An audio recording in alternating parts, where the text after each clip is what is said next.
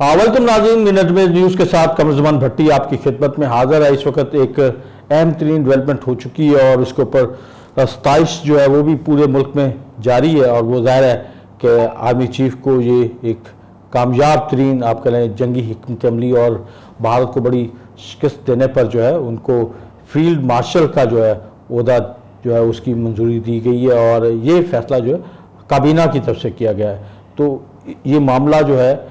کس قدر، کیونکہ یہ دوسرے آپ کہیں فیلڈ مارشل ہے اس وقت، اس سے پہلے جنرل ایوب خان بھی فیلڈ مارشل کے طور پہ تھے کیونکہ انہوں نے بھی ایک جنگ لڑی تھی۔ تو یہ صورتحال جو ہے اب کیا خطے کے اندر کیا اس کے اوپر اثرات ہوں گے، اور دوسرا پاکستان کی پالیٹکس میں اس کے اثرات کیا ہوں گے، اور پانی چیئرمین پی ٹی آئی ان کا مستقبل کس لیول پہ اب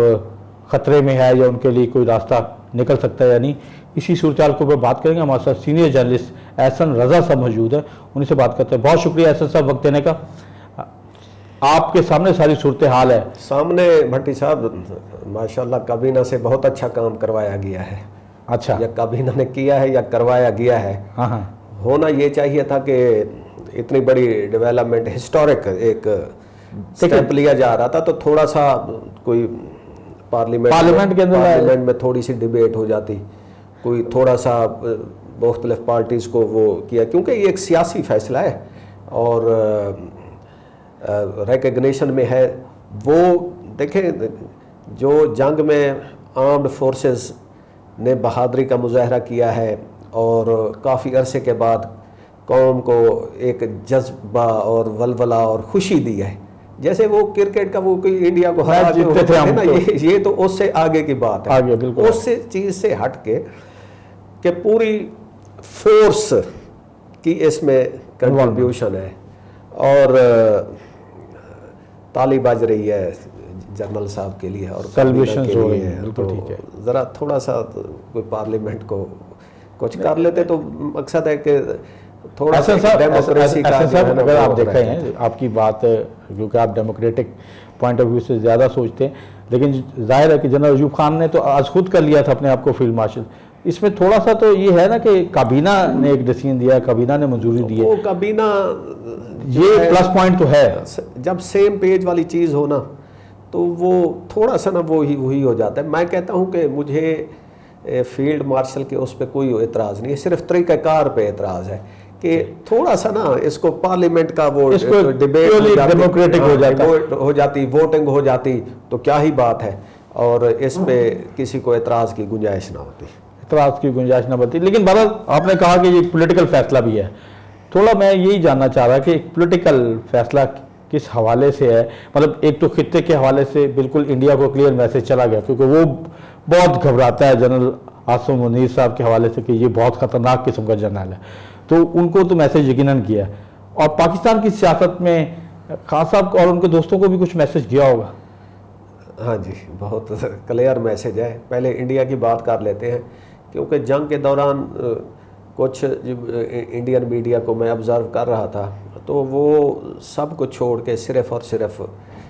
فیلڈ مارشل سید عاصم منیر صاحب کو ہی ڈسکس کر رہے تھے، اور کوئی اچھے الفاظ میں تو ظاہر ہے انہوں نے ڈسکس نہیں کرنا تھا، جتنا ان کو ہزیمت اور جتنی ان کی رسوائی ہو رہی تھی، تو وہ تو بات ان کے زخم جو ہے وہ تو سمجھ آتے ہیں۔ دوسرا اب ان کو مستقبل کا میسج مل گیا کہ پاکستان کے اوپر حملے کا مطلب ہے کہ پھر آگے عاصم منیر بیٹھا ہے، اور اس کی فورسز جو ہیں وہ ایئر مارشل ظہیر الدین بابر صاحب اور پاکستان نیوی ساری الرٹ ہے۔ ہاں، فورسز کی بات کریں، ظاہر ہے فیلڈ مارشل عاصم منیر صاحب لیڈر ہیں، انہوں نے ہی لیڈ کیا ہے، اور انہوں نے جب ٹینک پہ کھڑے ہو کر ایک جنگ سے ایک دن پہلے خطاب کیا، وہ میرے خیال میں پوری دنیا کے لیے ایک بہت میسج تھا، اور اس سے جو جذبہ اور ولولہ آیا۔ تو اب آ جاتے ہیں جی خان صاحب کو کیا میسج، کیونکہ خان صاحب کے حوالے سے تو ایک امپریشن تھا کہ 9 مئی جب ہوا تو اس وقت لوگوں نے کہا کہ اب جب تک حافظ عاصم منیر صاحب ہیں تو خان صاحب باہر نہیں آنے والے، اب وہ فیلڈ مارشل بن گئے۔ دیکھیں، وہ چاہے چیف آف آرمی سٹاف رہتے یا فیلڈ مارشل بن جائے، ٹھیک ہے، وہ پوزیشن میں کوئی خاص فرق اب نہیں آئے گا کہ عمران خان کو پہلے جو ہے کوئی ذرا بڑا کمرہ ملا ہوتا اور اب اس کو زیادہ چھوٹا کمرہ یا کوئی موت کی کال کوٹھڑی میں ڈال دیں گے. وہ جو دونوں پارٹیز کی جو دونوں سائڈز کی پوزیشن ہے وہ وہی رہے گی. اسی میں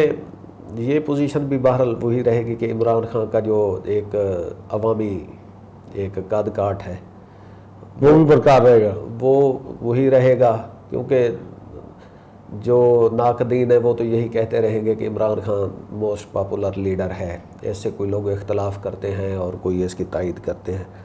تھوڑا سا فرق تو پڑا ہوگا. دوسری طرف تھوڑا سا فرق اس جنگ کے بعد تو پڑا ہے کہ خان صاحب کی پاپولیرٹی کے اوپر یا ان کی جو ان کے فالوورز ہیں وہ بھی اب سوچتے ہیں کہ ہر بات میں جھگڑا کرنے کی بجائے کچھ راستہ نکالا. وہ میرے خیال میں پی ٹی آئی کی جو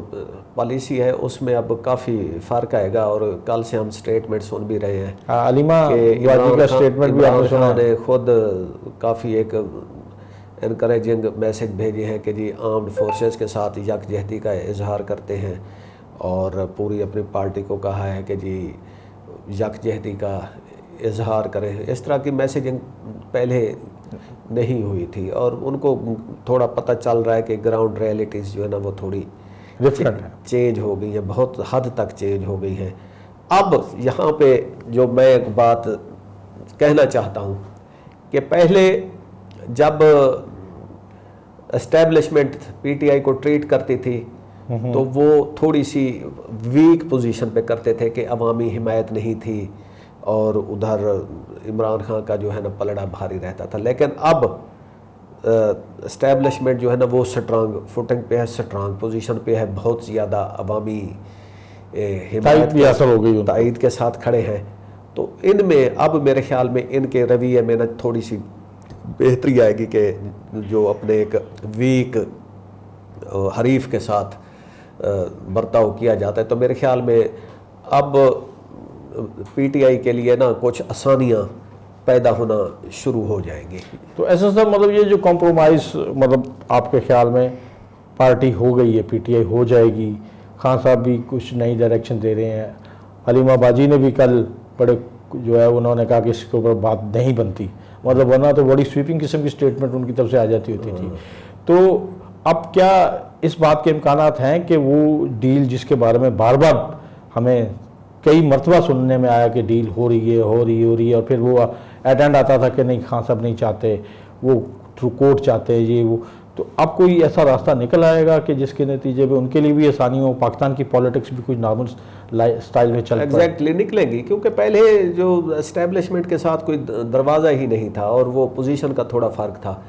اب اس وقت جس طرح پورے پاکستان نے آرمڈ فورسز کے پیچھے کھڑے ہو کر ان کا ساتھ دیا، پہلے بھی ساتھ تھے، لیکن یہ مشکل حالات میں یہ چیزیں کھول کے سامنے آتی ہے کہ بھئی عوام کا پاکستانی قوم نے بھی اپنا نیریٹو بیان کر دیا ہے، پاکستان سب سے پہلے، پاکستان پہلے ہے، آرمڈ فورسز پہلے ہیں. پہلے وہ سوشل میڈیا کی لہر تھی، اور یہ ہم نے پریکٹیکلی دیکھ لیا کہ بھئی جو عوام ہیں اور آرمڈ فورسز ہیں یہ جدا نہیں ہو سکتے. تو اب ان حالات میں میرے خیال میں آرمڈ فورسز کی جو ہے ان کی طرف بات جاتی ہے کہ وہ پی ٹی آئی کے ساتھ تھوڑا سی نرمی کریں، تھوڑی کیا اچھی بھلی وہ کریں، اور ایک نئے پاکستان میں اور ایک نئی سوچ کے ساتھ داخل ہوں. پی ٹی آئی کو بھی اپنے پچھلے 2 سالوں میں کافی حد تک چیزیں سمجھ آ گئی ہوں گی کہ بھئی وہ ان کے پاس جتنی بھی حمایت ہو لیکن وہ اسٹیٹ یا اسٹیبلشمنٹ کے ساتھ زیادہ نیچرلی انہیں تو بہرحال یہ بھی ایک حادثہ انہیں بنایا بھی اسٹیبلشمنٹ نے تھا. تو بہت شکریہ احسن صاحب کہ ایک اس نقطے پہ کہ اب راستے کھلیں گے. پہلے جو ایک نیریٹو کے ساتھ کھڑے تھے بانی چیئرمین، اب انہیں بھی اندازہ ہو گیا اور انہوں نے جو ڈائریکشن دی اس کے نتیجے میں جو کچھ سٹیپ ڈاؤن وہ ہوئے ہیں. تو چونکہ آلریڈی اسٹیبلشمنٹ بھی چاہتی ہے کہ ملک کے اندر پالیٹکس جو ہے وہ کچھ نارمل انداز میں آگے بڑھے، جو سیاسی بے شکینی اور ہیجانی کیفیت ہے اس کو ختم کیا جائے. کیونکہ پاکستان میں یہ 12 بات اس کے اوپر اتفاق ہوا ہے کہ جب تک سیاسی بے چینی ختم نہیں ہوگی، جب تک ملک کے اندر سیاسی استحکام نہیں آئے گا، پاکستان اس طریقے سے آگے نہیں بڑھ سکتا. تو میرا خیال ہے کہ معاملات اس طرف ہی بڑھے، اور یہی بات احسن صاحب نے بھی کی ہے. ہوپ بھی کہ کہ یہ صورتحال جلد ڈیولپ ہوگی اور کچھ اچھی خبریں بھی فیوچر میں سننے کو ملے گی. اجازت دیجیے, اللہ حافظ. مزید ایسی ویڈیوز دیکھنے کے لیے ہمارے چینل کو سبسکرائب کریں اور بیل آئیکن کو دبانا نہ بھولیں.